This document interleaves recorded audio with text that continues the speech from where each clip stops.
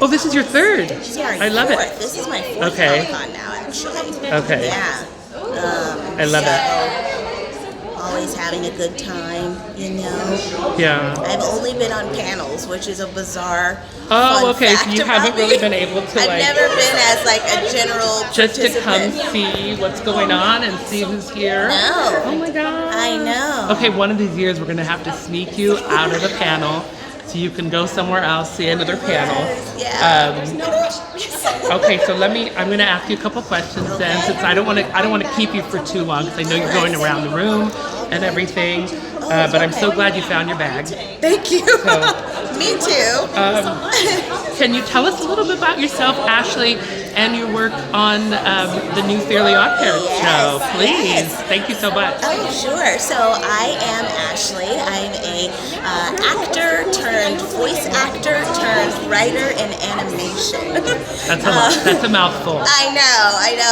I didn't do it all at once. It kind of took me a bit of time. You know, I've been in Los Angeles for 12 years. So I started immediately in sketch and improv comedy, and then that kind of led to writing characters and sketch comedy, and performing characters then led to voice acting. Everyone kept, telling me, you have such a great voice, you should do voice acting. And I was like, I don't think I'm interested in that, because I never really liked my voice. Even just hearing you say that, it's just like your voice is perfect. Oh my gosh. Like, I love it. It took me so long to realize that. Everyone kept saying it, and thank you, by the way. Of course. Now I know, like, this is a moneymaker. Right.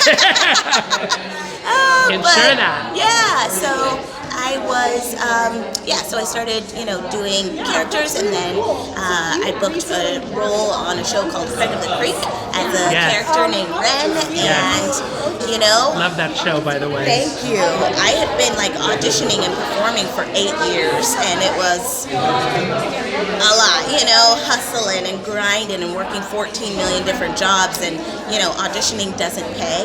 So I, at one point, was just like, I need money, I need a job. I had friends who were, in writers' rooms and all of that, and so I was like, I can do that. I've, studied, I've worked hard, I've taken classes, I have a pilot writing sample, I have, sketch packet.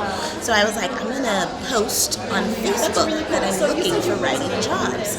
And the head writer on Craig of the Creek saw that post. His name's Jeff Tremble. He changed my life. And he invited me in to sit in on the writer's room on Craig of the Creek. And the rest is history. I started writing on Craig of the Creek as a staff writer January 2020. And then everything just took off during pandemic. I ended up booking, during that time, I ended up booking my first series regular role on Tiny Toons. Babs Bunny. As the role of Babs Bunny. I ended up selling the show, my own animated series, to Netflix. So I was in development on that throughout the pandemic for 2 years. Okay. I ended up writing on a show called Wolf Boy and the Everything Factory for Apple TV+. And then Craig of the Creek got greenlit for a season 5 renewal and a spin-off movie, and a spin-off show. Oh, okay. I know, so all of those things. Can you give us a science or? Science! I love it. Thank you. Thank you. I didn't mean to interrupt you, so yeah. What's that? I said I didn't mean to interrupt you, but I wanted to get. Not at all. Okay. I love her so much. That's my girl, you know? Yeah. So I started writing, helping out with the story on Craig Before the Creek, the feature film. Then I got promoted to head writer on Jessica's Big Little World, which was our spin-off show. And there was a point in time during pandemic where I was working on 3 shows at one time. Wow. And voice acting. Wow. And there's a lot of juggling, involved in it, and it was a lot of stress too, because this was pandemic and I was by myself. I was on Jessica's Big Little World, then Nickelodeon came and was like, we have a potential opportunity for you. A show called Fairly Odd Parents. They wanted to do a reboot, and so they said, potentially, there's a potential to voice act on the show as well. You can co-executive produce and write as well. And I was like, I don't want to leave Craig of the Creek and Jessica's Big Little World. I was like, I don't, this is like my family. I grew up with those shows and that crew, they're the best crew. I learned everything I know from Matt and Ben and Tiffany and Jeff. So it was a difficult decision, but ultimately I was like, this is an opportunity of a lifetime. And I'm glad I said yes. I ended up going to Nickelodeon, and that led to today. Great. Yeah. Sounds amazing. So on Fairly Odd Parents and Newish, I am co-executive producer, co-story editor. Yes. I wrote 3 episodes, and I am the voice of Hazel Wells, the new God Kid. Love it. Love it. And what is it like to be working with the voice actors and with Cosmo and Wanda, which there's, obviously legacy characters coming into this show. Yeah. What's that like for you? So fun. They're so nice and so funny. Still got it. They've been doing this for 20 years. And it's incredible. Like, I can only dream of having a career that long. But yeah, they're pros. They're amazing. They came in with open arms. They had no idea the show was even in the works. So when they got booked on the show, they were like, yeah, what are we here for? And we were like, surprise, there's some new Fairly Odd Parents. And they're like, okay. They recorded, everything was remote too, so for a while. Darren and Suzanne, they both recorded from home in their closet, so that was interesting to see them both like in their home, and then their closets just like being pandemic Cosmo and Wanda. Recording. Yeah. I would sneak videos because I was like, this is kind of iconic to be, watching them at work. I bet. It was, I learned so much. They're so kind. It was a perfect fit. And can you tell us a little bit of what it's like to go into, as Babs Bunny, a legacy character? Yeah. What is that like, coming into an established role, making it your own, while still staying true to that Babs Bunny lore? Yeah, that was stressful. I talked a little bit about it on the panel. Oh, okay. Because, this is an iconic property. It is an iconic role. Babs Bunny, Tress MacNeille is the only person who voiced that character. I knew there was going to be a little chatter about a new, person coming in to take over the role. I knew there was going to be a little chatter about it being me being a person of color taking over the role, and also a not well-known actor, at that time. So when I auditioned for Tiny Toons University, I was like, there's no way I'm going to book this, because I was like, they're going to cast some influencer or some child actor, some named person to do that big of a role. But you did feel some pushback then, or a little bit of that after I booked it. People were pretty. For the most part, everyone was kind and supportive, and everyone was. I didn't see a lot of negativity online, but just people who were a little reserved. They were like, well, my Babs Bunny is always going to be Tress, this is my, and I get it, she's an incredible voice actor, and she's that is, I think of her when I think of Babs Bunny too.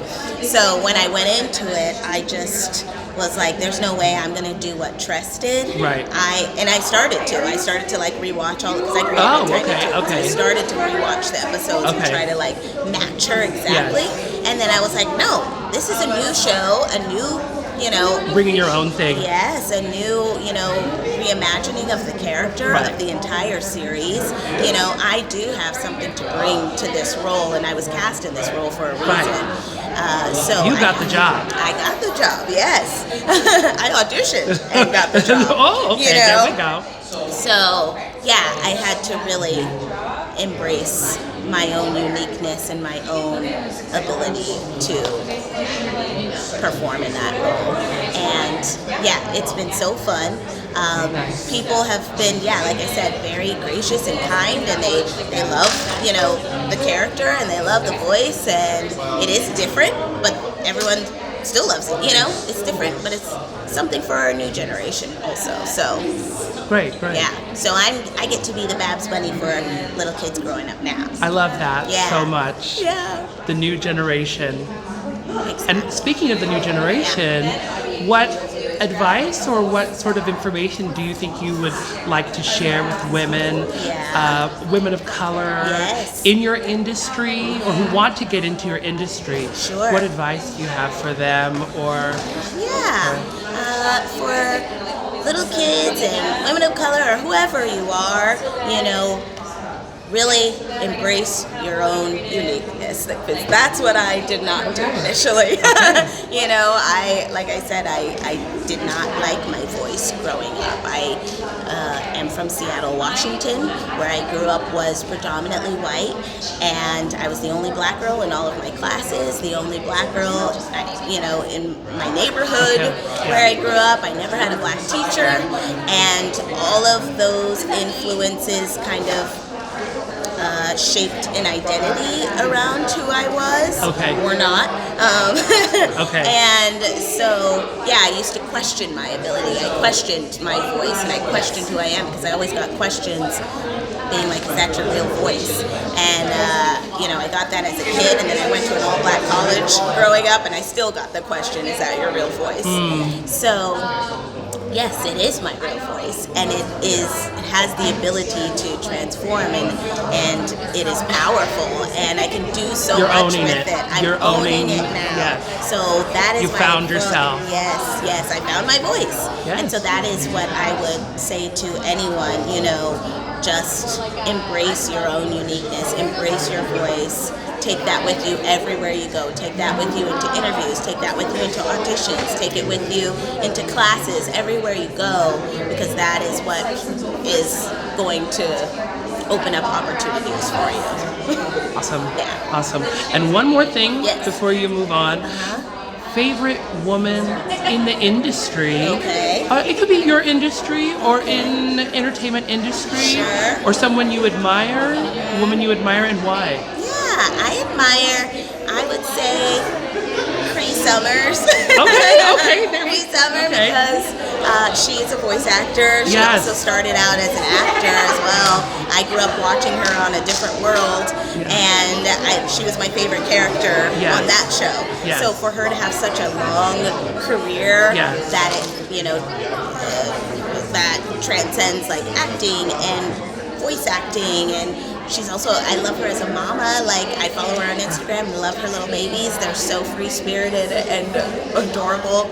But she just embodies creativity to me, and not to mention all of the million roles that she plays, which all of them are so distinct. And that, talk about a person who embraces their sound. Like, her sound is iconic. We all know and love her voice. Her career has probably spanned a good 30 or more years. I mean, Rugrats was like in the 90s. I mean, we're talking, I was a child watching A Different World when she was an actress on that. So it's been a 80s. Amazing career for her too. Yes, it's inspiring. Well, Ashleigh, thank you so much for being here with us. I wish you could enjoy Comic-Con a little bit more this time. My train is at 4 p.m. Okay, we're going to have to break you out of the panel next year. Okay? I'll be back. Thank you again. I hope so. You better be. Hopefully we'll do like a panel. A panel next year. A panel with we the were voice told cast. That SpongeBob is, taking precedence. Oh, 25th anniversary. Yes, I know. I have my... Did you go to the variety party? Me too. So they gave me a little watch. I got one too. Sweet? Yeah, it's adorable. So, all right. Well, we'll have Fairly Odd Parents water next year. We better. Yes. Okay. Thank you. Thank you so much for being here. You're welcome. It was fun. All right. Okay.